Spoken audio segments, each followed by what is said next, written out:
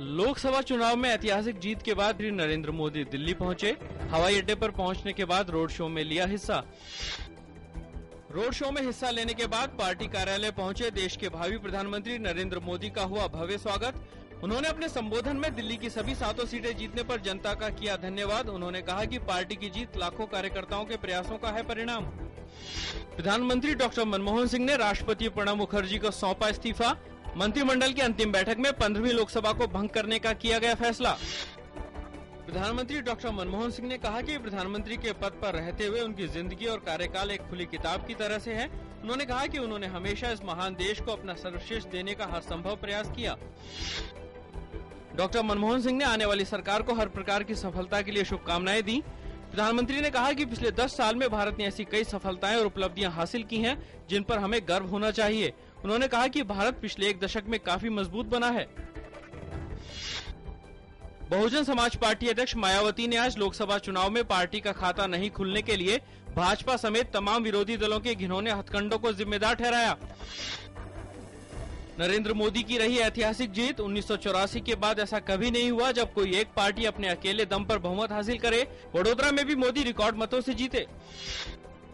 विधानसभा के चुनाव परिणामों में तेलंगाना क्षेत्र में टीआरएस और सीमांध्र में टीडीपी ने जीत हासिल की। के चंद्रशेखर राव की तेलंगाना राष्ट्र समिति ने तेलंगाना की 119 सदस्यीय विधानसभा में 63 सीटें जीतकर सत्ता पर कब्जा किया। नवगठित तेलंगाना राज्य 2 जून को अस्तित्व में आएगा।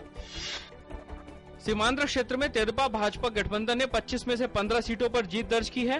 वाईएसआर कांग्रेस ने 8 सीटों पर कब्जा किया। तेदेपा भाजपा गठबंधन को सीमांध्र इलाके की 175 विधानसभा सीटों में से 106 सीटें मिली।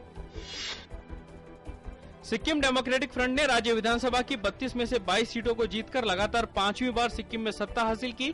मुख्यमंत्री पवन चामलिंग ने राज्य की राजनीति में मजबूत पकड़ बनाते हुए विधानसभा चुनाव में 2/3 बहुमत हासिल किया। देश के अन्य हिस्सों में करारी हार का सामना करने वाली कांग्रेस को अरुणाचल प्रदेश विधानसभा में अपनी सत्ता बरकरार रखने में कामयाबी हासिल हुई। पार्टी ने विधानसभा की 60 में से 40 सीटें जीतकर 3/4 बहुमत हासिल किया।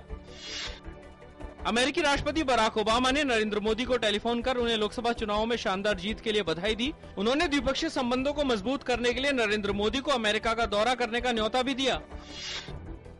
16वीं लोकसभा चुनाव में मिली अप्रत्याशित जीत पर दुनिया भर के नेताओं ने बीजेपी के प्रधानमंत्री पद के उम्मीदवार नरेंद्र मोदी को बधाई दी।